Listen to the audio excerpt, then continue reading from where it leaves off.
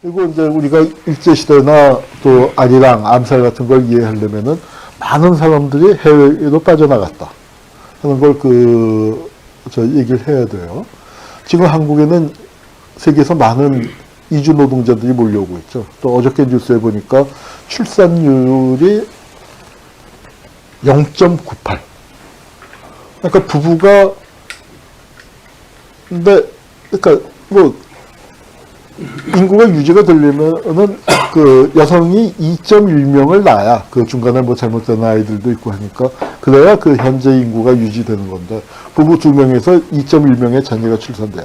그런데 이거는 반도 안 되는 0.98로 떨어져서 전 세계에서 가장 이제 인구 감소가 빠른 나라가 되어버렸습니다. 그런데 이게 이제 당시에는 우리나라가 많이 해외로 나갔죠. 해외로 나가게 됐는데 얼만큼 나갔냐면은 전 세계에서 두 번째로 많아요. 두 번째로 비율이 높아요. 비율이 많은 거야. 화교가 중국이 워낙 인구가 많으니까 화교가 높은데 화교가 1000만 명 이상이 해외로 나갔는데 그거 다 합쳐봐야 중국 전체 인구의 1% 정도밖에 안 돼요. 근데 우리는 얼마나 나갔냐면은 해방 당시 기준으로 볼 때 14%가 해외에 있었습니다. 우리보다 많은 거는 아일랜드밖에 없어요. 대기근이 들어왔을 때 그 아일랜드에서 쭉 빠져나간 게 한 25%, 4분의 1쯤이 빠져나가고 우리가 그 다음이에요. 그래서 우리 독립운동에 보면은 해외를 무대로 많이 했었습니다. 그래서 김산도 뭐 어이어이하여 이제 해외로 나가서 일본으로 갔다가 만주로 갔다가 중국으로 갔다가 중국 본토 연안에서 또 쓸쓸한 최후를 맞이하게 됩니다. 여기 이거는 이제 올해가 3.1 독립운동 100주년인데 그 3.1 독립운동 100주년 3.1 독립운동의 어떤 선구적인 역할을 했던 28 독립선언, 일본에서 했죠. 28 독립선언의 주역들입니다. 뭐 사진이 좀, 그리고 다른 강연했던 사진을 보죠. 거기에 조금 더 정리가 됐습니다. 프랑스 파리에서 열린 강화회의입니다. 1차 대전 이후에 전후 처리를 어떻게 할 것인가 승전국들이 모여서 그 얘기를 하는데 여기에 이제 레닌이 러시아 혁명의 기운이 이제 작용을 했고 거기에다 윌슨의 민족 자결주의를 제창을 했는데 우리가 민족 자결주의에 큰 기대를 걸었었던 것도 사실이에요. 그런데 안타깝게도 그 민족 자결주의는 어떻습니까? 네. 패전국의 식민지에만 적용이 돼요. 근데 일본은 그 당시에 승전국이었거든요. 그래서 우리는 대상이 아니었죠. 파리 강화회의가 열리면서 거기에 김규식 선생이 가게 됩니다. 이게 김규식 박사. 파일 좀 주실 수 있어요? 아, 요거요? 네. 지금 그럴까요? 예, 요거 두 번째 그 광주라고 되어 있는 그 파일입니다. 예, 이게 김규식 박사고 이게 이승만이에요. 젊은 시절에 이승만이고. 파리에 가서 파리 강화회의를 했는데 이 김규식 박사는 뭐 책이 어디 있을 겁니다. 미국 사람들한테 셰익스피어를 강의한 분이죠. 왜냐면 요만한 때부터 선교사한테 이제 여기 청풍김씨 양반집이지만 선교사가 키웠어요. 선교사가 키워갖고 영어가 뭐 네이티브고 그러니까 영어를 워낙 잘하니까 출중하게 하니까 그러니까 파리 강화회의에 당신이 가시오. 그래서 신한청년단에서 파견을 하는 겁니다. 그래서 이분이 이제 가는데 여기 강화회의에 패전국 약소민족 대표도 아닌 승전국 약소민족 대표란 말이에요. 가서 우리 얘기를 들어주겠나? 그러니까 국내에서 뭐가 있어야 하지 않겠나? 이제 해서 국내에서 일본과 국내에서 조선 사람들이 시위를 했으면 좋겠다. 이거를 누구하고 상의했냐면 여운형하고 상의한 겁니다. 그래서 여운형이 이제 김규식의 요청으로 그래 알았어 내가 준비할게. 그래서 일본의 장덕수를 파견하고 조선의 선우혁을 파견하면서 이게 이제 3.1운동의 본격적인 준비가 되는 거죠. 그리고 그때 마침 고종 황제가 돌아가시니까 고종 황제가 돌아가신 거는 고종 황제에 대한 평가는 여러 가지로 갈릴 수가 있는데 저는 일부에서는 개혁을 꿈꿨었던 군주다 그렇게 이제 또 고종을 찬양하는 분들 대표적으로 저의 선생님입니다만 이태진 교수님을 비롯해서 이제 몇 분들은 그렇게 주장하시는데 저는 좀 생각이 달라요. 저는 고종에 대해서 부정적인 평가를 내립니다. 명성황후에 대해서도 서는 더 부정적으로 생각을 하고요. 일본인에게 죽었기 때문에 살해당했기 때문에 우리가 동정하고 좀 또 분노하고 뭐 그거 하고 또 명성황후 자체를 놓고 평가하는 거하고는 다르다고 생각을 합니다. 근데 고종도 그래요. 그래서 고종은 저는 그 절박했던 위기 상황을 타개해 나가기에는 지도력이 너무 부족하고 유약했다고 생각합니다. 무능하고 무책임했어요. 뭐 유능한 사람이 와도 타개하기 해나가기 어려운 상황이었던 건 분명합니다. 그러나 거기서 고종이 지도력을 보여주지를 못했고 그 상황 인식도 철저하지 못했고 이제 그렇습니다.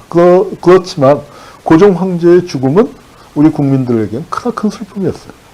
저는 이렇게 생각합니다. 조선이 진짜 망했다. 법적으로 조선이 없어진 거는 경술 국치, 우리가 국치 조약을 맺으면서 8월 22일 날 체결을 하고 29일 날 발효가 되면서 조선이 없어졌죠. 그러나 조선 사람들 마음속에서 조선이 없어진 건 고종 황제의 죽음입니다. 우리는 그러니까 그게 좀 아마 어떤 차이가 있는지는 아실 거예요. 조선 사람들 마음에는 조선이라는 게 아직 대한제국이라는 게 살아있었던 거예요. 근데 고종 황제의 죽음은 갖는 의미는 뭐냐. 비록 순종도 있고 영친왕도 있지만 조선은 끝난 겁니다. 대한제국은 돌이킬 수 없게 끝나버린 거예요. 그런 마음. 비록 무능했을지언정 우리 임금으로 40년이 넘게 섬겼던 분 아닙니까? 그분의 비극적인 최후. 맞아요, 보죠. 이게 고종 황제 돌아가시기 전날 모습이에요. 약간 좀 불편하긴 하지만 오늘 밤에 돌아가실 것 같은 느낌은 안 들죠. 요게 한상학이라고 이완용의 조카입니다. 이자가 수정과인지 어떤 기록에는 수정과 어떤 기록에는 식혜라고 나오는데 독이 든 식혜를 드셔서 그걸로 독살 되셨다 하는 게 일반적인 추측입니다. 제가 추측이라고 말씀드린 건 뭐냐면 부검을 못했으니까. 그런데 왕실 주변에서 또 시신을 목격했던 분들 증언은 확실하게. 그리고 그 당시에 독립운동가들 다 그렇게 믿고 있었고 조선민족들 백성들 다 그렇게 믿고 있었던 거죠. 그래서 이게 이제 3.1운동으로 벌어졌는데 전 이 사진을 보면서 느꼈었던 게 뭐냐면 참 일본 제국주의가 흉악하지만 이명박 정권하고도 또 비교가 되는 지점이 뭐냐면은 여기가 지금 얘기하는 시청합 광장 아니에요. 거기에 모여서 사람들이 추도하는 거를 일본 놈들이 허용을 했구나. 우리는 광장을 뺏겼었잖아요. 대한문 앞에 거기 조금만 열려 있었고 노무현 대통령 돌아가셨습니다. 그러다가 정말 발인한 날 국상을 치르던 날만 시청합 광장을 열었는데 시청합 광장을 다 열어놓고 있었네요. 그래서 이제 하여튼 요게 여운형 선생이고 이게 장덕수입니다. 아까 28 독립선언의 주역들. 그래서 벨사이 평화회의에 김규식을 대표로 파견하고 김규식의 위기에 힘을 실어주기 위해서 대규모 시위를 기획한 겁니다. 그리고 그 당시에는 외교 독립론, 세계의 여론과 동정에 호소함으로써 조선을 독립을 꾀하는 독립운동이고 그래서 만세 시위운동을 하는 겁니다. 그리고 이렇게 하려면 또 우리가 준비도 없었거니와 또 외국의 어떤 개입을 기대하려면 평화 시위를 하자. 또 우리가 당장 한두 달 만에 무장을 갖춰서 의병 독립군 다 깨진 상황에서 그렇게 싸울 수 있는 게 아니었습니까? 그래서 거의 외교 독립론에 입각을 했는데 3.1운동에 대한 반성. 그래서 3.1운동의 평화 시위로 진전이 된 건 맞지만 3.1운동에 대한 반성 속에서 우리는 무장투쟁으로 가게 되는 거고 그 3.1운동이 키워낸 아이들 중에 하나가 바로 김선인 겁니다. 그런데 김선, 그죠. 3.1운동 얘기를 길게 하다가는 오늘 다른 걸 못하니까. 그래서, 다시, 원래 하던 걸로 돌아오죠.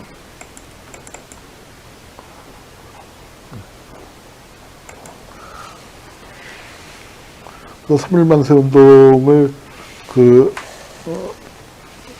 한참 하게 되는데, 요게 바로 교보 빌딩 앞에 기념 비각이에요. 그리고 요게 박헌영이라고 합니다. 어린 박헌영이 여기 이제 3.1운동에 참여했는데, 3.1운동의 위대함은 자, 어디에 있느냐? 3.1운동으로 나라가 독립했습니까? 아니죠. 독립이 안 됐어요. 지금 우리가 생각하는 거하고 그때 사람들이 생각한 거하고는 달랐던 것 같아요. 그 당시 기준으로 3.1운동은 실패한 운동이었습니다. 근데 3.1운동이 살아남아서 이렇게 100년으로 역사가 이어지게 된 그 이유는 뭐냐? 제가, 저도 3.1운동, 이걸 어떻게 평가해야 할까 여러 가지 복잡한 생각이 들다가 이제 20대 때 독립운동사 처음 공부할 때요. 그러다가, 이게 3.1운동이 정말 중요한 운동이었구나, 위대한 운동이었구나, 이걸 깨달은 건 3.1운동 자체를 공부하다가가 아니에요. 1920년대, 30년대 독립운동사를 쭉 공부하다 보니까, 이제 저희가 많이 읽게 되는 게, 일본 경관이 한 조서 같은 것들을 많이 보게 되거든요. 조서나 판결문들 보게 되는데, 그럼 이제 쭉 잡혀온 사람들한테 물어보죠. 너, 왜 이따위, 부동산 사상을 갖게 됐느냐? 조선 독립이라는 망상을 언제부터 어떻게 해서 품게 됐냐? 누가 널 쉽게 얘기해서 의식화시켰어? 네 상부에 누가 있어? 하고, 그걸 캐게 되는데, 그때, 정말 100이면 100 다 하는 얘기가 3.1운동을 거치면서 내가 민족의식이 생겼다. 3.1운동을 거치면서 내가 조선이라는 걸 깨달았다. 3.1운동을 거치면서 조선 독립에 나도 몸을 바쳐야겠다. 그때는 어렸지만. 그걸 보면서, 이게 3.1운동의 힘이구나. 그런 생각을 했습니다. 2008년도의 촛불은 어때요? 3.1운동 때는 이명박 정권이 독하다고 제가 생각을 한 게 3.1운동 때는 그래도 그거 하고 났더니 무단 통치가 문화정치로 바뀌긴 했어요.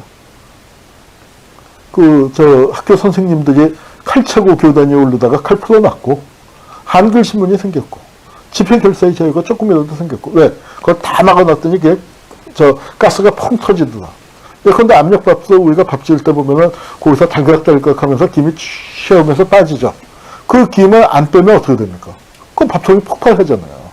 그러니까 3.1운동처럼 그렇게 하는 게 아니라 그렇게 꼭지를 달아서 김을 좀 빼주는 역할을 해야 한다.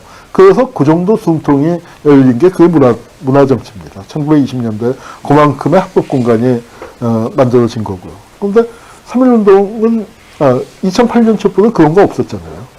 그렇게 됐는데 어떻습니까? 10년이 채 안 돼서 다시 촛불, 국정농단을 거부하는 촛불이 일어나게 된 겁니다. 그 얘기는 지난 시간에 잠깐 드렸었던 것 같고요. 요 옆에 있는 사람이 우드로 윌슨이에요. 민족 자결주의를 제창을 했는데 안타깝게도 그건 패전국 식민지에만 적용되는 이제 그랬죠. 근데 우리 이제 3.1운동 후에 임시정부가 한성정부도 생기고 노령정부도 생기고 상해정부도 생기고 임시정부가 3개가 출연을 하는데 그러니까 실체가 있는 페이퍼 가방만트로 출연한 건 몇 개가 더 있죠. 그렇지만 실체가 있는 건 3개인데 3개에서 다 이승만이 하나는 대통령, 하나는 집정관 총재, 그러니까 최고 책임자죠. 그리고 또 하나에서는 대통령이 따로 있지만 국무총리로 선임이 됩니다. 그러니까 굉장한 기회를 받았었죠. 그건 독립협회 이래 이승만이 최고의 스타였던 것도 맞아요. 젊은 사람으로서. 그런데 그것만 갖고 작용을 한 건 아니고 우리가 역시 학벌과 인연을 대단히 중시하는 것 같아요. 이승만 대통령이 최초의 미국 박사인데 어디서 받았냐면 프린스턴 대학에서 받았거든요. 근데 윌슨이 대통령 되기 전에 프린스턴 대학 총장이었단 말이에요. 그러니까 그런 인연이 아마 외교론에서 또 외교론으로 내세우기 이승만이 그 당시에, 나중에 우리가 갖게 된 평가와는, 여러 면에서 이제 달라지겠지만, 적어도 1919년 당시에 판단을 해볼 때, 외교론으로서 가장 내세우기에, 적절한 인물이었던 것도, 중요한 인물이었던 것도 사실이고, 이제 그래서 윌슨이 됩니다. 3.1운동이 벌어지고, 그 당시에 이제 교회. 자, 우리나라, 교회 얘기는 제가, 나중에 보수주의 얘기할 때, 한번 하죠. 한국의 보수파의 맥을 잡을 때, 지금 태극기 집회니 뭐니 그런 거 보면은 대형교회가 중요한 역할을 하잖아요. 그거 역할 때 한번 하는데, 한국 기독교의 뿌리는 서북입니다. 서북이 왜 그렇게 됐냐. 그건 그때 가서 자세히 얘기하겠지만, 바로 청일전쟁, 러일전쟁이, 서북지방에서 일어났잖아요. 평안도에서. 청일전쟁이라고 해서 청나라에서 싸우거나 일본에서 싸운 거 아니죠. 러일전쟁도 러시아와 일본에서 싸운 게 아니란 말이에요. 다 한반도에서 싸웠고, 만주에서 싸웠고, 이제 그렇게 됐는데. 그러다 보니까 서북이 전란에 휩싸였어요. 그래서 굉장히 심각한 고통을 겪었고, 그 전란기에, 근데 어디가 안전했냐면, 교회로 가면 안전했으니까. 왜냐면, 일본이고, 청나라고, 러시아하고, 괜히, 이 미국 선교사들 건드리고 싶지 않았단 말이에요. 그래서 그 교회에 가면 안전하니까 거기에 이제 교회에 이제 모여들었고, 김산이 태어난 직후가 바로 러일 전쟁이 끝난 그 상황에서 자랐으니까, 그때 이제 선교사들이 이제 이 전도를 하고 있을 텐데, 한편에서는 기독교가 이제 민족주의의 그 어떤 중요한 역할을 하죠. 삼륜동에서도 기독교가 역할을 했고, 하나님 백으로 어떻게 조선을 독립시켜볼까. 이제 그런 마음을 갖고 민족주의자들의 상당수가. 그러니까 이렇게 보시면 돼요. 크게 세 부류. 하나는 동학이 있고, 또, 그 다음에 이제 또 하나는 개신교가 있고, 이게 이 두 개의 삼륜동가죠. 그리고 또 정말 큰 물줄기는 저는 대종교, 단군교였다고 생각을 합니다. 단군 할아버지 같은 쪽으로 이제 모이게 됐는데, 하여튼 평안북도 쪽은 이 기독교세가 제일 셌던 곳입니다. 김산도 그런 쪽에서 자라면서 동네 교회당도 가고 그러는데, 어린 김산의 마음에 삼륜동이 이제 또 그 김산한테 충격을 줬는데, 뭐냐면은 그 무렵에 선교사들이 뭐라고 얘기했냐면, 하늘의 권세에 저항하면 안 된다. 로마서 몇 장입니까? 그거 얘기하면서 이제 그렇게 하는 게 하나가 있고, 또 하나는 조선이 이렇게 일본의 식민지가 된 건 조선 사람이 게을렀기 때문이다. 하나님이 벌을 주신 거다. 선교사들 중에 일부 그렇게 그런 식으로 얘기했다는 거예요. 그래서 어린 김산이, 어린 마음이지만 그때 13살밖에 안 되는, 지금으로 치면은 6학년, 중학교 1학년 그 정도밖에 안 되지만, 교회당에다가 돌 던지고, 쌍시옷 세게 내뱉으면서 교회 나간다. 이제 하는 그런 체험을 했었던 거죠.